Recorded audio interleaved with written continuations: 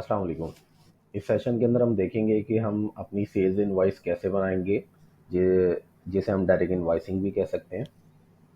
तो इस फेज़ के अंदर हमें जो है ना चालान बनाने की ज़रूरत नहीं है, हम डायरेक्टली इनवॉइस को बुक करेंगे। इसके लिए हम चले जाते हैं अकाउंट्स मॉड्यूल के अंदर। अकाउंट्स मॉड्यूल में आने के बाद इनवॉइसेस के मेन्यू के अंदर टॉप के ऊपर जो सेक्शन है वो परचेजेस के लिए है और उसके नीचे वाला जो सेक्शन है वो सेल्स के लिए है। तो परचेज इनवॉइस हम ऑलरेडी बना चुके हैं, वो हम देख चुके हैं प्रीवियस सेशंस के अंदर। नेक्स्ट हम देखेंगे सेल्स इनवॉइस हम कैसे जनरेट करते हैं। तो सेल्स इनवॉइस के लिए मैं सेल्स नोट पे क्लिक करता हूँ। यहाँ पर इस वक्त अभी सिस्टम में कोई रिकॉर्ड नहीं है। ऐड न्यू का बटन प्रेस करके नया रिकॉर्ड हम एंटर करते हैं। सबसे पहली फील्ड जो है वो डॉक्यूमेंट नंबर है, वो ऑटो जनरेटेड है। डॉक्यूमेंट डेट वही करंट डेट रहेगी। अच्छा, इसका पैटर्न सेम है जैसे आप परचेज इनवॉइस बनाते थे। नेक्स्ट हम आ जाते हैं वेयर हाउस के ऊपर। वेयर हाउस हम सिलेक्ट कर लेंगे, जिस वेयर हाउस से हमें स्टॉक को डिस्पैच करना है या सेल करना है। नेक्स्ट हम उसके बाद अपना कस्टमर का अकाउंट सेलेक्ट करेंगे। कस्टमर का अकाउंट हमारे पास जो है वो जिस नाम से भी है, या तो आप उस नाम से सर्च कर लें। इस वक्त सिस्टम के अंदर कस्टमर के नाम से जो है ना एक सैम्पल अकाउंट क्रिएट हुआ हुआ है, ये मैंने सेलेक्ट कर लिया। बिल्टी नंबर अगर आपका कोई है तो वो आप एंटर कर सकते हैं, अगर आप जो है किसी और ट्रांसपोर्टेशन के ज़रिए स्टॉक को भेज रहे हैं। और बाकी रिमेनिंग अगर इसके अलावा आपका ट्रांसपोर्टर का कोई अकाउंट है और उसकी कोई लायबिलिटी आप मेंटेन करना चाहते हैं तो वो अकाउंट आप यहाँ सेलेक्ट कर सकते हैं। नेक्स्ट उसके बाद आप ट्रांसपोर्टर के चार्जेस को इनपुट कर सकते हैं। लेकिन अभी हमें इन सब चीज़ों की कोई ज़रूरत नहीं है। मैं इस रिकॉर्ड को सेव कर लेता हूँ। नेक्स्ट में आ जाता हूँ उसकी डिटेल में। डिटेल में आने के बाद जो है ये डॉक्यूमेंट नंबर 1 के अंडर हूँ मैं। और यहाँ आने के बाद जो है मैं अब अपनी रेलेवेंट प्रोडक्ट जो कि मुझे स्टॉक आउट करनी है वो मैं यहाँ सेलेक्ट करूँगा। ऐड न्यू प्रेस करके मैं प्रोडक्ट को सर्च करूँगा। अच्छा देखें, एक चीज़ याद रखें कि जब भी आप प्रोडक्ट को स्टॉक आउट कर रहे हो या सेल्स नोट के ज़रिए सेल कर रहे हो तो वो इन्वेंट्री के अंदर होना ज़रूरी है। तो जो प्रोडक्ट इन्वेंट्री में इस वक्त मौजूद है, मैं फ़िलहाल उन प्रोडक्ट को पहले चेक कर लेता हूँ ताकि सैंपल के तौर पे मैं सिर्फ उन्हीं प्रोडक्ट को सेल करके दिखा सकूँ। मैंने इन्वेंट्री के मेन्यू में आने के बाद प्रोसीडिंग के अंडर लेजर का मेन्यू है। यहाँ से हम किसी भी प्रोडक्ट का लेजर या स्टॉक की रिपोर्ट देख सकते हैं। स्टॉक की रिपोर्ट अभी डिसेबल आ रही है। इसके लिए आपको स्टार्टिंग और एंडिंग पीरियड देना ज़रूरी है और वेयर हाउस देना ज़रूरी है कि आप किस वेयर हाउस की स्टॉक की रिपोर्ट ओपन करना चाहते हैं।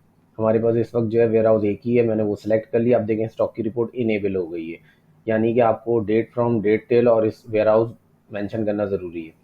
उसके बाद मैं स्टॉक की रिपोर्ट पे क्लिक करता हूँ तो ये मुझे स्टॉक की रिपोर्ट दिखा रहा है कि हमारे पास ये आइटम्स स्टॉक के अंदर इस वक्त अवेलेबल हैं।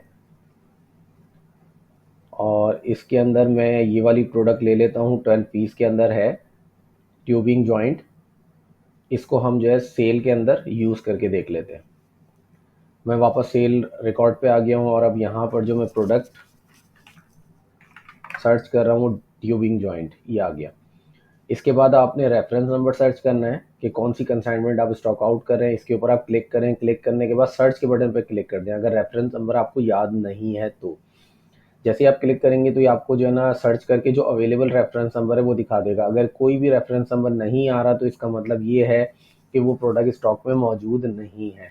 इस वक्त हमारे पास GM12 2024 बैलेंस 12 आ रहा है और ये जो कंसाइनमेंट आई थी ये किस कंपनी से हमें रिसीव हुई थी उसका नाम भी आ रहा है। ये मैंने यहाँ पर सिलेक्ट कर लिया। रेफरेंस नंबर, ऑर्डर नोट की अभी फ़िलहाल ज़रूरत नहीं है, इसको ब्लैंक छोड़ देता हूँ और ये ऑप्शनल फील्ड है। इसके बाद मैं जो भी क्वांटिटी स्टॉक आउट कर रहा हूँ यानी कि सेल कर रहा हूँ वो यहाँ पर मैं इनपुट कर दूंगा। लेट सपोज हमारे पास 12 पीस है और इसमें से हम 6 पीस सेल कर देते हैं, वो मैंने यहाँ पर लिख दिया। नंबर ऑफ पैकेजेस आप एज इट इज़ 0 रहने दें। रिमार्क्स में आप कुछ मेंशन करना चाहते हैं, रिमार्क्स में आप मेंशन कर लें और जिस रेट के ऊपर आप सेल कर रहे हैं वो रेट आप यहाँ पर इनपुट कर देंगे। लेट सपोज मैं 5000 रुपीज़ इसके सेल रेट इनपुट कर रहा हूँ। अगर कोई सेल्स टैक्स की परसेंटेज है वो यहाँ पर लिख देंगे। फर्दर सेल्स टैक्स की कोई परसेंटेज है तो वो यहाँ लिख देंगे। विद होल्डिंग टैक्स है तो वो आप यहाँ पर परसेंटेज जस्ट स्पेसिफाई करेंगे। याद रखें ये परसेंटेजेस हैं। और इसके बाद अगर कोई डिस्काउंट दे रहे हैं तो लास्ट में आप डिस्काउंट स्पेसिफाई कर देंगे और इस रिकॉर्ड को सेव कर लेंगे। देखें ये रिकॉर्ड सेव हो गया। अब मैं स्टॉक की रिपोर्ट को जस्ट दोबारा रिफ्रेश करता हूँ। देखें ट्यूबिंग जॉइंट इस वक्त 12 पीस हमारे पास मौजूद थे। रिफ्रेश करता हूँ।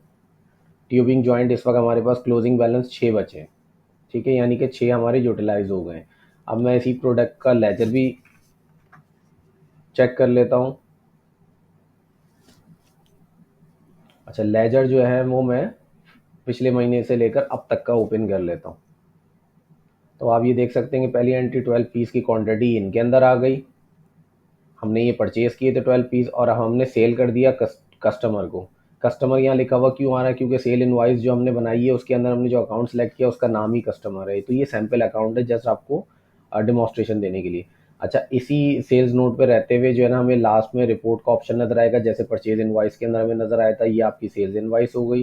सेल्स इनवाइस के अंदर जो है ना, आपके पास ऑप्शन मौजूद हैं। A4 टाइप के ऊपर आप प्रिंट आउट निकाल सकते हैं, लेटर हेड पे निकाल सकते हैं। लेटर हेड का मतलब कंपनी का लेटर हेड है, तो हेडर फुटर उसमें नहीं होगा। और अगर आप चाहते हैं कि आउटस्टैंडिंग के साथ इनवाइस निकालना चाहते हैं तो आउटस्टैंडिंग के साथ नॉर्मल A4 पे या लेटर हेड पे निकाल सकते हैं। तो मैं आपको A4 साइज़ के ऊपर नॉर्मल इनवाइस का प्रिंट आउट भी दिखा देता हूँ। ये मैंने रिपोर्ट ओपन होने के लिए छोड़ दी। और आउटस्टैंडिंग के साथ भी A4 साइज़ के ऊपर ये दो रिपोर्ट्स इस वक्त ओपन हो जाएंगी, तो फिर आप दोनों का लेआउट चेक कर सकते हैं। ये वो रिपोर्ट आ गई जिसके अंदर आउटस्टैंडिंग बैलेंस भी आ रहा है उस कस्टमर का। अगर कोई प्रीवियस बैलेंस होगा वो भी इसके अंदर नज़र आ जाएगा। इनवाइस का बैलेंस 30,000 हो गया और इस वक्त तक उनका करंट बैलेंस 30,000 हो गया। ये आपके पास इनवाइस आ गई है। और ये दूसरी इनवाइस आ गई जो विदाउट आउटस्टैंडिंग है। Thank you.